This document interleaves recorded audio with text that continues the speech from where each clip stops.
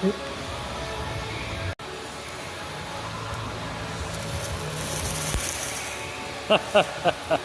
do you do with that? Oh, it's gone. If you don't deal with it, you don't get any weld. What you can do is you can go over it with the tungsten and burn out the impregnated zinc.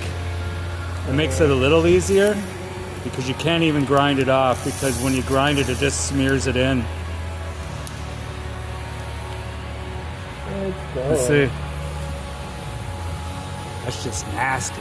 Yeah. It's nasty.